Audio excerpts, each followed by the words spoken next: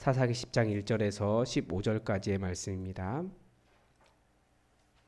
우리 하나님의 말씀을 다 함께 읽겠습니다.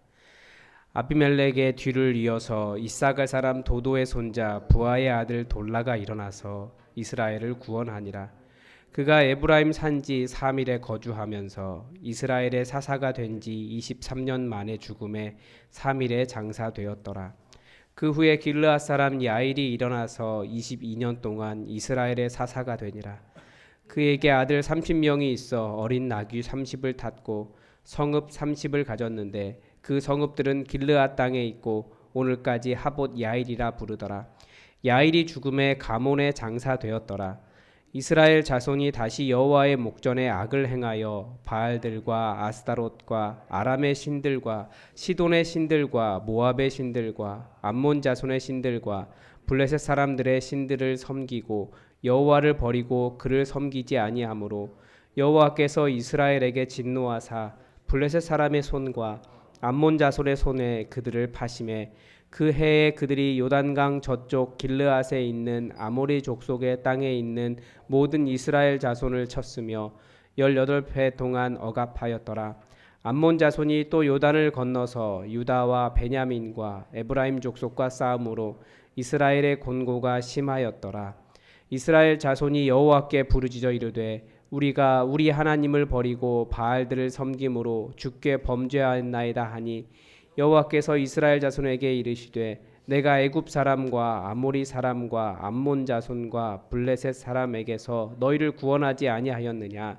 또 시돈 사람과 아말렉 사람과 마온 사람이 너희를 압제할 때에 너희가 내게 부르짖음으로 내가 너희를 그들의 손에서 구원하였거늘 너희가 나를 버리고 다른 신들을 섬기니 그러므로 내가 다시는 너희를 구원하지 아니하리라. 가서 너희가 택한 신들에게 부르짖어 너희의 환난 때에 그들이 너희를 구원하게 하라 하신지라. 이스라엘 자손이 여호와께 여쭈되 우리가 범죄하였사오니 주께서 보시기에 좋은 대로 우리에게 행하시려니와 오직 주께 구하옵나니 오늘 우리를 건져 내옵소서 하고 자기 가운데서 이방 신들을 제하여 버리고 여호와를 섬김에 여호와께서 이스라엘의 곤고로 말미암아 마음에 근심하시니라.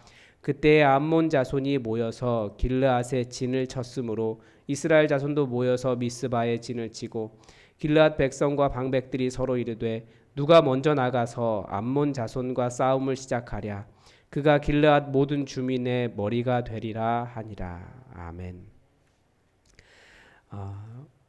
다시 한번 볼 때마다 우리가 이제 사사의 순서들을 다 볼 수 있습니다. 온니엘, 왼손잡이 에훗, 그리고 삼갈, 여선지자 드보라, 기드온. 여기까지 우리가 사사들을 보면 다들 완전한 혹은 완벽한 굉장히 뛰어난 뭐 이런 사람들이 아니에요. 이 사람들은 다들 두려워하는 사람들이었고 무언가 부족한 사람들이었고 공동체로부터 다들 뭐라고 할까요? 일종의 좀 높임을 받지 못하는 사람들이었습니다. 그런데 이런 사람들이 이스라엘을 구원하는 사사가 되었습니다. 성경이 이야기하는 것이 사사기가 가르쳐주는 것이 그거라고 말씀드렸어요. 우리는 사실은 굉장히 불가능한 대적들을 앞에 두고 그런 어려운 삶을 살아가는 사람들입니다. 근데 어떻게 그것을 이겨내고 그 삶을 살아낼 수 있느냐? 우리의 힘이 아니라 여호와 하나님의 도움으로 이것이 가능하다라고 하는 것이 사사기입니다. 왼손잡이 에훗 같은 경우도 마찬가지고 삼갈 같은 경우로 목동인데 그가 어떻게 소모는 막대기로 이길 수 있습니까? 여선지자 드보라, 어떻게 여선지자가 그 가나안 전체 그 통일되지 못한 가나안 땅을 다시 길을 다닐 수 있게 만드는 사람이 될 수 있었겠습니까? 다 이게 하나님의 도움이라는 거예요. 기드온도 마찬가지고요. 그런데 기드온 시절에 약간은 기드온의 전쟁을 통해서 약간 변화된 것을 보았고, 그리고 그의 아들 아비멜렉, 나의 아버지가 왕이다 라고 하는 이름을 가진 이 아비멜렉이라는 사람이 나타나서 어떠한 어려움을 주었는지를 또 보았습니다. 그리고 이제 오늘 소선지자라고 이야기하는데 돌라, 야일, 입다에 대한 내용이 나오고, 그리고 입다는 이제 내일부터 보게 될 겁니다. 입다를 중심으로 또다시 소선지자 둘이 더 나와요. 그래서 소선지자 5이 나오게 되는데, 이 소선지자 5을 보면서 우리가 생각해 보아야 될 이 아비멜렉을 통해서 사람들이 왕이 되려고 하는 마음, 그리고 하나님께 세우시지 않은 왕이 세워졌을 때, 왕 같은 사사가 세워졌을 때 무슨 일이 일어나는가, 이 일에 대해서 계속해서 보게 됩니다. 그래서 오늘 제목이 사실은 이제 본문을 쭉 그냥 마구잡이로 그냥 본문에 대한 내용만 쭉 보기 때문에 제목이 크게 중요하지 않은 것처럼 지금까지 그냥 넘어갔는데, 오늘 제목은 여호와의 근심이에요. 하나님께서 왜 근심하실까? 하나님께서 왜 근심하실까 한번 생각해 보면서 우리가 본문을 관찰했으면 좋겠습니다. 이제 아비멜렉의 뒤를 이어서 5 소사사를 기록하고 있습니다. 이제 첫 번째 나오는 사람이 이사갈 사람 도도의 손자 부하의 아들 돌라, 굉장히 길게 집안을 기록하고 있죠. 그런데 하나님의 택하심에 대한 기록이 없습니다. 이 5 사사에 대한 기록을 관찰을 해보면 하나님께 택하셔서 세우셨다라고 하는 말이 없어요. 그리고 집안에 대한 기록이 좀 장황하게 나옵니다. 또 하나는 지정된 거주 지역, 그러니까 여호수아를 통해서 제비를 뽑아서 살 땅을 지정해 주었는데 지정된 거주 지역과는 좀 다르게 나타납니다. 그리고 매장 장소가 기록되어 있습니다. 그리고 짧아요. 물론 입단은 좀 길게 기록되어 있죠. 그러니까 이게 기드온에서부터 시작한 것이 기드온, 아비멜렉, 그 다음에 이 5 사사 나오고 그 한가운데 입다가 어떤 정점을 찍고 있습니다. 아비멜렉이 정점인 것처럼 보이지만 아비멜렉은 하나님을 떠나서 스스로 왕이 되려고 한 사람의 어떤 전형을 보여주고 점점 심화되어서 입다에서 절정을 이루는 구조를 가지고 있습니다. 네, 그래서 먼저 돌라에 대한 얘기가 나오고 여기서 뭐라고 이야기하고 있냐면 이 사람이 일어나서, 그러니까 하나님께서 택하셨다라고 말하지 않고 일어나서라고 되어 있어요. 그러니까 자기 스스로 일어났다라는 거죠, 사사로서. 그러니까 다른 말로 이해하면 아비멜렉처럼 자기 스스로 왕을 자처했다라는 의미로 해석이 가능합니다, 사사로. 물론 하나님께서 그런 사람도 사용하셔서 이스라엘을 구원하셨습니다. 그 다음 나오는 사람은 길르앗 사람 야일입니다. 22년 동안 이스라엘의 사사가 되니라라고 이야기하는데 역시 이 사람에 대해서도 일어나서라고 이야기하고 있습니다. 사사가 되니라, 이게 우리말처럼 명사 사사가 아니라 동사입니다. 그러니까 자기가 자처해서 일어나서 사사 행위를 했다. 자기가 일어나서 자처해서 그가 통치를 했다, 이런 의미입니다. 이 단어가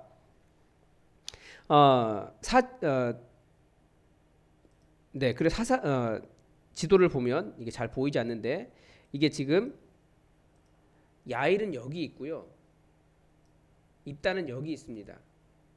돌라는 여기 있습니다. 이제 중앙 이 산지를 중심으로, 산맥을 중심으로, 그리고 지금 보는 것은 요단강 건너편 이야기입니다. 이 요단강 건너편도 이스라엘 땅이었거든요.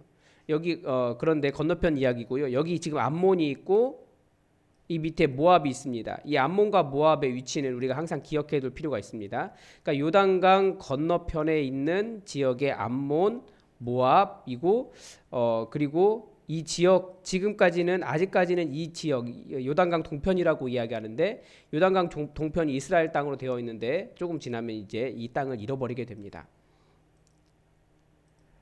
그런데 이 사람의 특징이 뭐냐면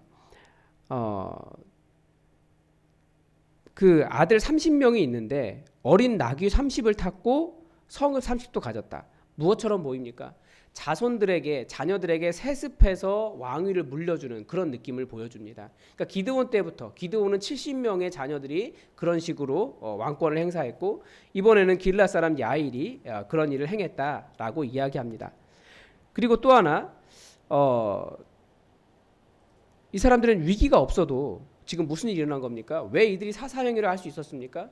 기드온 때부터 시작된 하나님께서 지도자, 그 왕을 세우지 않으셔도 자기 스스로가 지도자가 돼가고 있는 거예요. 또 하나는 앞에서 말했던 것처럼 아비멜렉 때처럼 사람들이 이 사람이 우리의 왕이구나 하고 그들에게 찾아간 겁니다. 그래서 위기가 없어도 지도자를 찾은 거죠. 위기가 일어나지 않아도 어떤 위기가 없어요. 지금 이 2 사람 돌라와 야일에 대해서는. 그런데도 사람들이 그들에게 모여서 너희가 내 사사가 되어 주십시오라고 해서 위기가 없는데도 지도자를 찾습니다. 그러니까 세습 왕조를 흉내내고 있는 그런 모습들을 보이고 있습니다. 6절에서는 이스라엘 자손이 다시 여호와 앞에서 악을 행했습니다. 그래서 여러 신들이 나오죠.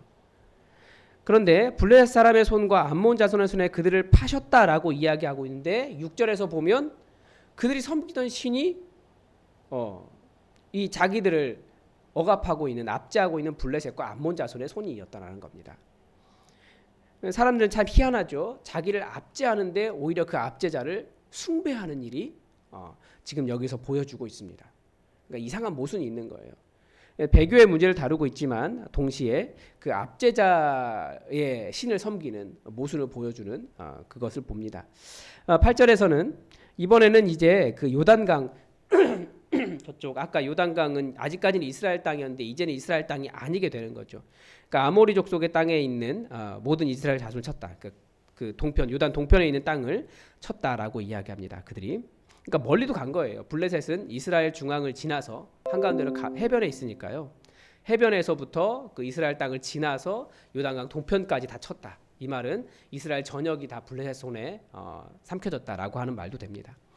또 암몬 자손이 요단을 건너서 이번에는 반대로 암몬은 요단 건너편 이쪽에 있는데 이 길르앗 요단 동편을 지나서 여기를 다 점령하고 이번에는 요단강을 건너와서 암몬 자손이 이스라엘을 괴롭게 하는 일이 있었습니다.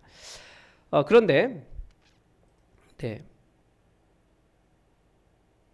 이제 요단 동편을 잃은 게 있고 아까 지도 말씀드린 것처럼 이제 암몬은 여기 있습니다. 이들이 요단강을 건너서 이렇게 온 거예요. 블레셋은 여기 있어요. 블레셋이 이렇게 건너서 여기를 친 겁니다. 그러니까 이스라엘 전체가 얼마나 큰 괴로움을 당하고 있었겠습니까? 그런데 이때 이제서야 이스라엘 자손이 여호와께 부르짖었습니다. 우리가 우리 하나님을 버리고 바알들을 섬기고 주께 범죄하였나이다 하니.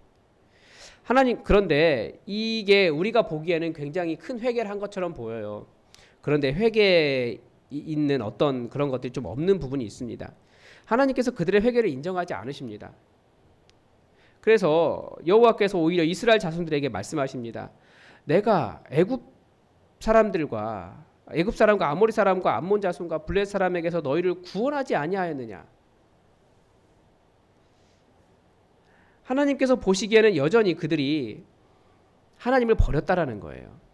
그러니까 배교라고 하는 것이 하나님을 버리는 거잖아요. 그러니까 지금 이 모습을 보면 하나님께 돌아온 것처럼 보이지만 하나님은 너희는 나를 버렸다라고 이야기하세요. 여전히. 그러니까 여전히 그들은 하나님께 구하지 않아요. 그렇게 말을 하지만 하나님 구해 주십시오. 하나님과의 관계가 아직 세워지지 않는 겁니다. 그런데 이게 또 다른 문제가 있습니다. 그 13절에서 그래서 하나님께서 내가 너희를 그렇게 구원했는데 너희가 내게 부르짖지도 나를 찾지도 않았다.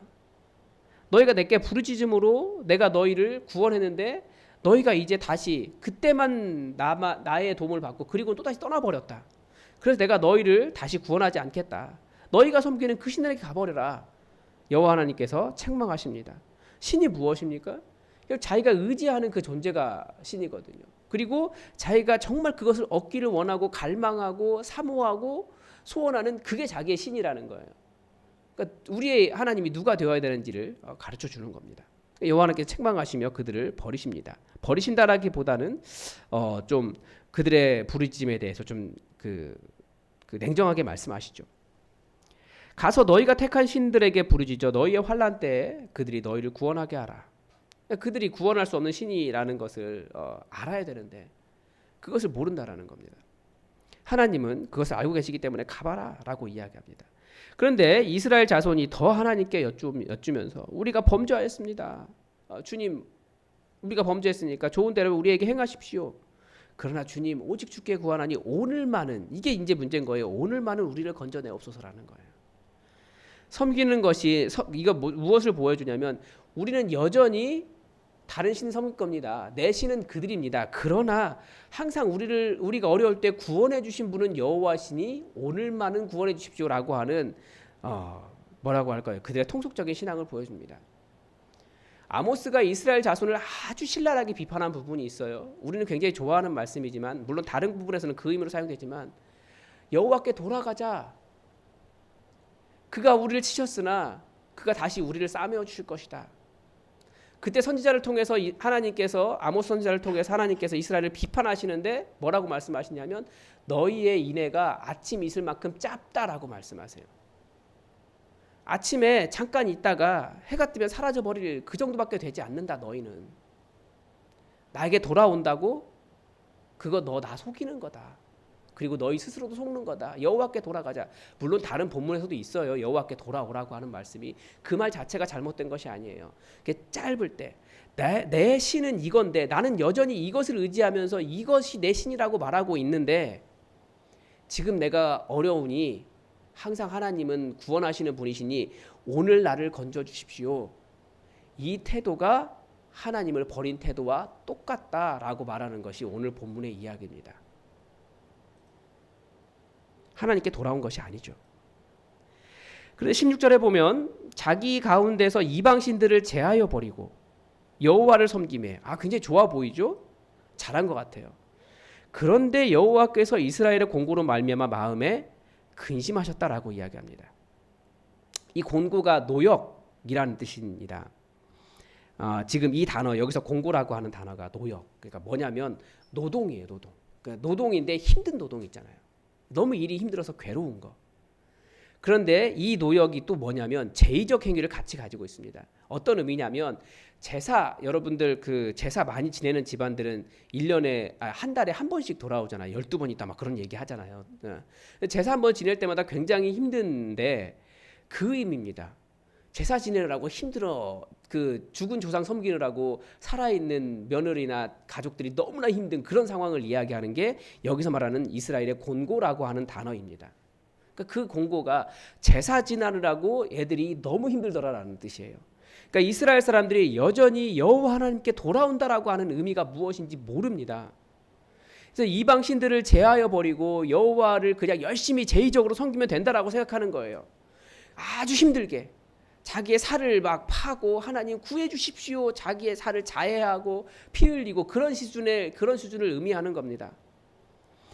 그러니까 하나님께 돌아온다라는 것은 뭡니까? 하나님과의 관계는 마음이 돌아오는 거예요. 아버지의 마음을 회복하는 겁니다. 이스라엘 그래서 우리가 부흥회 그 말씀 사경회 때도 보았지만 아버지의 마음 우리가 배웠잖아요. 부흥회를 통해서.